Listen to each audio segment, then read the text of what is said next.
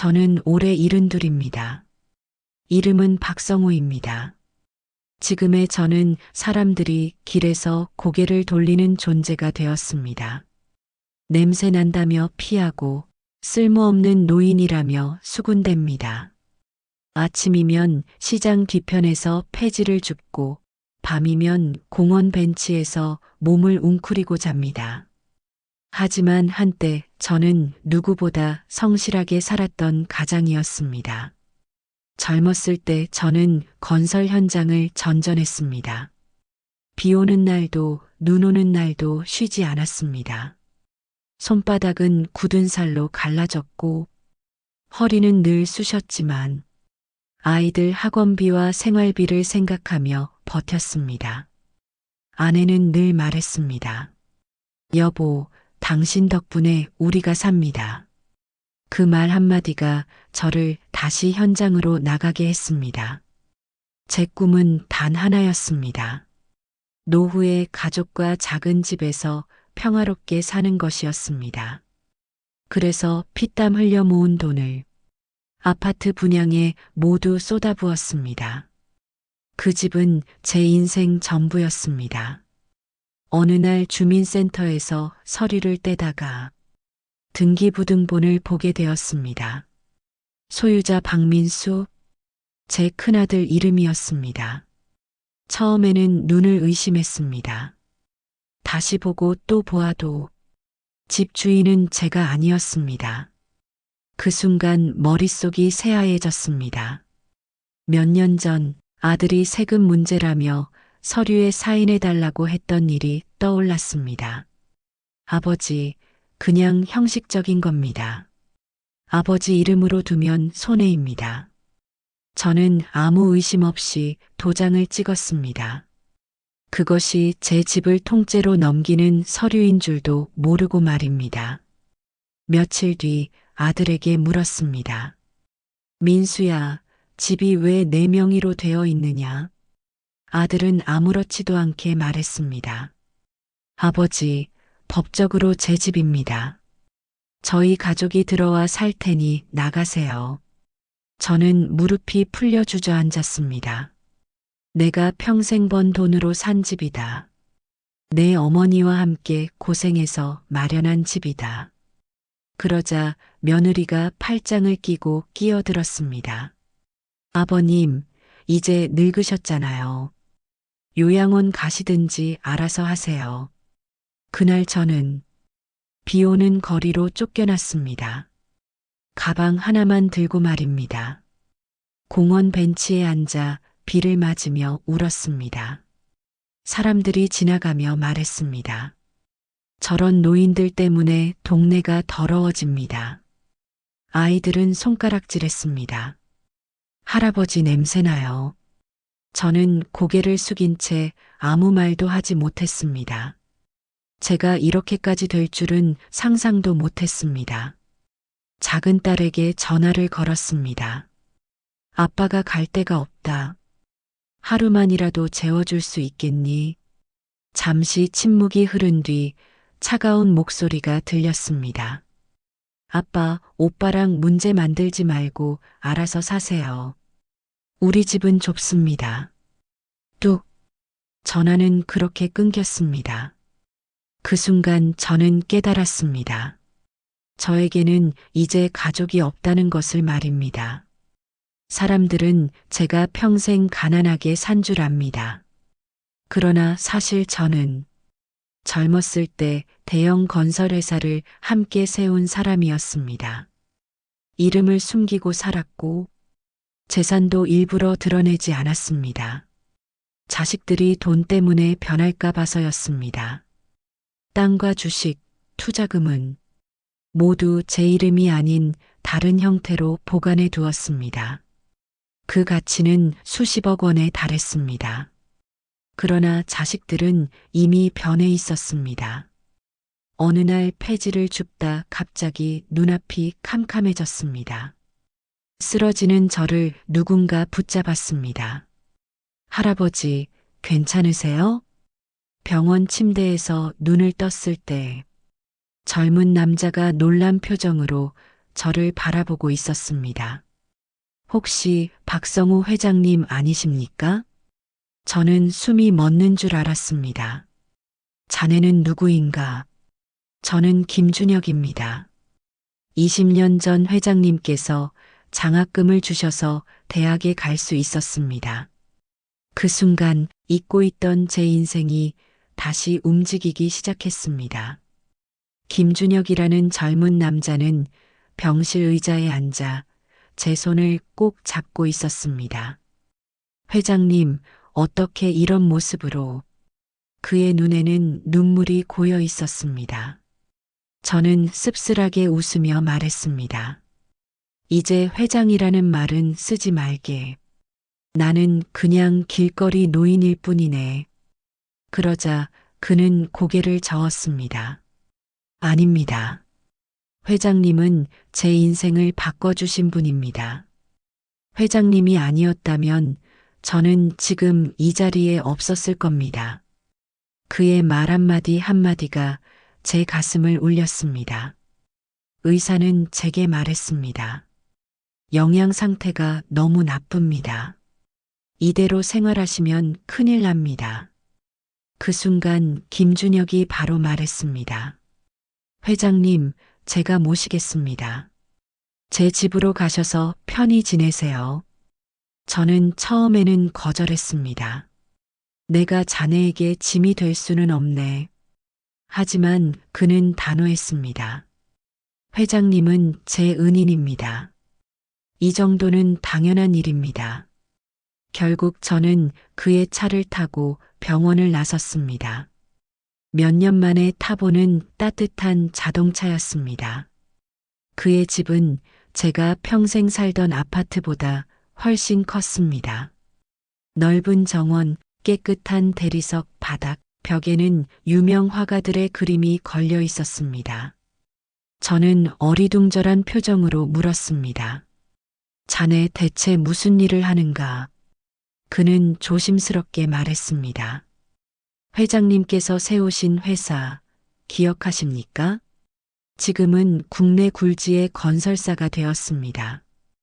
그 말을 듣는 순간 심장이 크게 뛰었습니다. 제가 젊을 때 함께 만들었던 회사는 이미 제게 상위권 기업이 되어 있었던 것입니다. 며칠 뒤 김준혁은 저를 회사로 데려갔습니다. 로비에 들어서는 순간 사람들이 멈춰 섰습니다. 저분이 혹시 설마 그 전설의 창립자 박성호 회장님? 웅성거림이 퍼졌습니다. 임원들이 뛰어나와 허리를 깊이 숙였습니다. 회장님, 돌아오셨습니까? 저는 한동안 아무 말도 하지 못했습니다. 이제야 세상이 저를 다시 기억하고 있었습니다. 김준혁은 제게 서류를 내밀었습니다. 회장님 명의로 된 투자 자산들입니다. 그 안에는 제가 예전에 맡겨두었던 토지, 주식, 펀드 목록이 빼곡했습니다. 현재 가치 부동산 약 60억 원, 주식 및 투자금 약 40억 원, 총 자산 약 100억 원. 저는 깊은 한숨을 내쉬었습니다. 이렇게 많은 돈이 있었는데 나는 왜 거리에 앉아 있었던 걸까? 김준혁이 말했습니다. 회장님이 일부러 드러내지 않으셨기 때문입니다. 맞는 말이었습니다. 저는 가족을 시험하고 싶었던 것도 아니고 그저 돈 없이도 나를 사랑해 주길 바랐을 뿐이었습니다. 며칠 후 김준혁이 조심스럽게 말했습니다. 회장님 자녀분들 이야기 들으시겠습니까? 저는 고개를 끄덕였습니다. 큰아드님은 집 담보로 대출을 크게 받았습니다. 사업하다 실패해서 빚이 많다고 합니다. 작은 딸도 남편 사업이 망해서 어렵다고 합니다. 그 말을 듣고 저는 씁쓸하게 웃었습니다. 그들이 제 집을 빼앗아도 인생이 잘 풀리지 않았던 것입니다. 그날 밤 혼자 방에 앉아 생각했습니다. 나는 평생 가족을 위해 살았습니다. 그러나 그들은 나를 거리로 내몰았습니다. 이제는 나를 위해 살아도 되지 않겠습니까? 그리고 한 가지 결심을 했습니다. 진실을 모두 드러내자. 그리고 그들이 어떤 얼굴을 하는지 보자. 김준혁과 임원들은 제 복귀를 공식적으로 발표하자고 제안했습니다. 대형 기자회견, 전국 뉴스에 나갈 규모였습니다. 저는 고개를 끄덕였습니다. 좋네. 다 알게 하세. 내가 아직 살아있다는 걸. 그리고 내 가족들도 그 뉴스를 보게 될 것이네. 기자회견 날이 다가왔습니다. 수십 년 만에 제 이름이 공식 석상에 오르는 날이었습니다. 김준혁은 제게 새 양복을 준비해 주었습니다. 거울 앞에 선 제 모습은 더 이상 거리의 노인이 아니었습니다. 머리는 단정히 정리되어 있었고 몸에는 고급 정장이 꼭 맞게 걸쳐져 있었습니다. 저는 잠시 거울을 바라보며 말했습니다. 이게 정말 나인가? 김준혁이 미소 지으며 대답했습니다. 회장님은 원래 이런 분이셨습니다. 대형 컨벤션홀에는 기자들로 가득 차 있었습니다. 카메라 플래시가 번쩍이며 쏟아졌습니다. 사회자가 말했습니다. 오늘 이 자리는 국내 대표 건설사의 창립자이신 박성호 회장님의 공식 복귀를 알리는 자리입니다. 그 순간 웅성거림이 퍼졌습니다. 전설로만 듣던 그분이 살아계셨다고? 수십 년 전 사라진 창립자라던데. 제가 단상 위에 올라섰을 때 홀 전체가 조용해졌습니다. 저는 천천히 입을 열었습니다. 저는 박성호입니다. 그리고 오늘부터 다시 세상 앞에 서려고 합니다. 김준혁이 화면을 넘기며 설명했습니다. 박성호 회장님께서는 현재 부동산 및 금융 자산 포함 약 100억 원 이상의 자산을 보유하고 계십니다. 기자들이 술렁였습니다. 100억이 넘는다고? 그럼 그 노인이 아니 회장님이. 뉴스 속보가 바로 떴습니다. 거리 노숙 생활하던 노인, 알고 보니 100억대 자산가. 전국이 떠들썩해졌습니다. 그 시간 큰아들은 TV 앞에 앉아 있었습니다. 사업 실패로 빚 독촉 전화가 쏟아지고 있던 중이었습니다. 화면 속 제 얼굴이 클로즈업 되었습니다. 국내 굴지의 건설사 창립자 박성호 회장. 그는 리모컨을 떨어뜨렸다고 합니다. 아버지, 며느리는 얼굴이 하얗게 질렸다고 합니다. 작은 딸도 휴대폰으로 속보를 보고 주저앉았다고 합니다. 그들은 동시에 깨달았을 것입니다. 자신들이 내쫓은 노인이 거부였다는 것을. 그날 저녁 제 휴대폰이 쉴 새 없이 울렸습니다. 큰아들이었습니다. 아버지, 제가 잘못했습니다. 그땐 제가 정신이 없어서 저는 전화를 받지 않았습니다. 잠시 후 작은 딸에게서도 전화가 왔습니다. 아빠 보고 싶어요. 우리 다시 예전처럼. 저는 조용히 휴대폰을 껐습니다.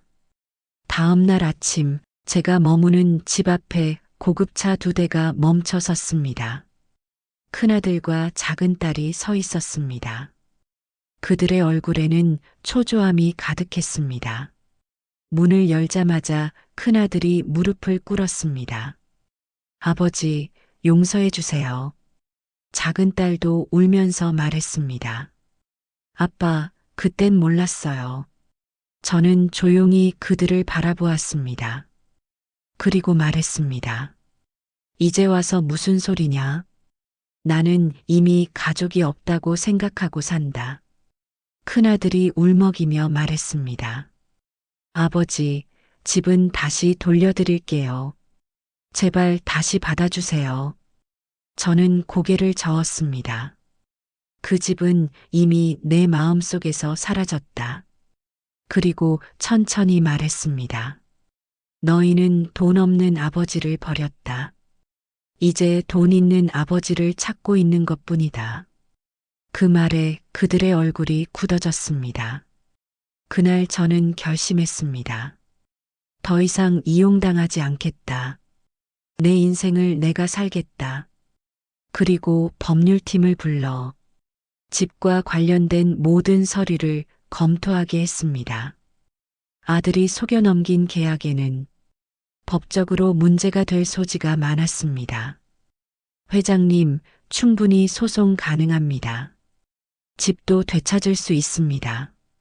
하지만 저는 고개를 저었습니다. 그 집은 필요 없다. 대신 다른 방식으로 정리하겠다. 자식들이 돌아간 뒤 집안은 다시 조용해졌습니다. 저는 창가에 서서 한참 동안 밖을 바라보았습니다. 한때는 저 창밖 세상이 전부 무서웠습니다. 거리로 쫓겨나 떨며 앉아있던 기억이 아직도 생생했습니다. 그러나 이제는 다릅니다. 저에게는 다시 일어설 힘이 생겼습니다. 법률팀은 큰아들이 제게 사인받은 서류들을 하나하나 분석했습니다. 회장님, 이 서류는 명백한 기망에 해당합니다.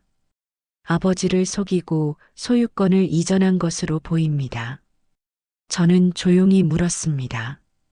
그럼 어떻게 되는가? 민사소송뿐 아니라 형사 문제로도 갈 수 있습니다. 사기와 배임 혐의가 성립할 가능성이 큽니다. 그 말을 듣는 순간 마음이 복잡해졌습니다. 그는 제 아들이었습니다. 그러나 동시에 저를 거리로 내몬 사람이었습니다. 며칠 뒤 소식이 들려왔습니다. 큰아들은 대출을 갚지 못해 집이 경매로 넘어갈 위기에 처했고 사업 파트너들도 모두 등을 돌렸다고 했습니다. 작은 딸 역시 남편과 함께 빚 독촉에 시달리며 전세금마저 날릴 상황이라고 했습니다. 그들은 저에게 계속 연락을 했습니다. 아버지, 한 번만 도와주세요. 조금만 빌려주시면 꼭 갚겠습니다. 하지만 저는 전화를 받지 않았습니다. 예전 제가 거리에서 떨고 있을 때 그들은 제 전화를 받지 않았기 때문입니다. 솔직히 말하면 흔들렸습니다.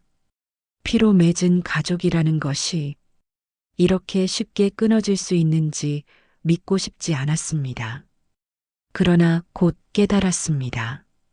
그들은 가족이 아니라 이익관계였습니다. 돈이 없을 때는 버리고 돈이 생기자 다시 찾는 관계. 그것이 진짜 가족일 수는 없었습니다. 그동안 제 곁에는 김준혁과 회사 사람들이 있었습니다. 그들은 저를 이용하려 하지 않았습니다. 진심으로 제 건강을 걱정했고 제가 편안하게 살기를 바랐습니다. 김준혁은 말했습니다. 회장님, 저에게는 회장님이 아버지 같은 분입니다. 예전에 제 인생을 구해주셨잖습니까? 그 말을 듣고 가슴이 뭉클해졌습니다. 저는 그제야 깨달았습니다. 가족은 피가 아니라 마음으로 이어진다는 것을. 저는 회사 고문으로 공식 복귀했습니다. 매주 회의에 참석하며 젊은 경영진에게 경험을 전해주었습니다. 직원들은 저를 존경의 눈빛으로 바라보았습니다. 회장님 덕분에 회사가 여기까지 왔습니다. 그 말이 제 인생을 다시 의미 있게 만들어 주었습니다. 김준혁의 권유로 저는 여행도 다니기 시작했습니다. 바다도 보고 산에도 오르고 좋은 음식도 먹었습니다. 평생 가족만 위해 살았던 제가 처음으로 저 자신을 위해 사는 시간이었습니다. 어느 날 큰아들에게서 장문의 문자가 왔습니다. 아버지, 정말 후회합니다. 그때로 돌아갈 수만 있다면 저는 잠시 휴대폰을 바라보다가 짧게 답장을 보냈습니다. 너희가 버린 것은 집이 아니라 아버지였다. 그것이 마지막이었습니다. 자식들과의 연락을 끊은 뒤 마음이 오히려 편안해졌습니다. 이상하게도 미련보다 안도가 컸습니다. 평생 짐처럼 안고 살았던 상처를 그제야 내려놓은 기분이었습니다. 법률팀과 상의 끝에 저는 큰아들에게 법적 조치를 취하지 않기로 했습니다. 집도 돌려받지 않았습니다. 그것은 복수가 아니라 완전한 이별이었기 때문입니다. 회장님, 그래도 권리는 되찾으셔야 합니다. 저는 고개를 저었습니다. 그 집은 나의 과거다. 과거에 묶여 살고 싶지 않다. 얼마 지나지 않아 큰아들의 집은 결국 경매로 넘어갔고 그는 파산 신청을 했다고 들었습니다. 작은 딸 역시 빚을 감당하지 못해 지방으로 내려가 조용히 살게 되었다고 했습니다. 그들의 소식은 더 이상 제 마음을 흔들지 않았습니다. 저는 재산의 일부를 사회에 돌려주기로 했습니다. 젊은 시절처럼 형편 어려운 학생들을 돕는 장학재단을 만들었습니다. 김준혁이 이사장을 맡았습니다. 회장님, 정말 존경합니다. 저는 미소 지으며 말했습니다. 나처럼 버림받는 사람이 다시는 생기지 않았으면 좋겠네. 김준혁은 매주 저를 찾아왔고 명절이면 함께 식사를 했습니다. 그의 아이들은 저를 할아버지라 불렀습니다. 그 소리가 그렇게 따뜻할 수 없었습니다. 아침이면 정원에서 차를 마시며 새소리를 들었습니다. 예전처럼 폐지를 줍지 않아도 되었고 벤치에서 떨지 않아도 되었습니다. 저는 드디어 사람답게 살고 있었습니다. 이 이야기를 들으시는 분들께 꼭 전하고 싶은 말이 있습니다. 돈이 있다고 가족이 되는 것도 아니고 피가 섞였다고 가족이 되는 것도 아닙니다. 진짜 가족은 당신을 버리지 않는 사람입니다.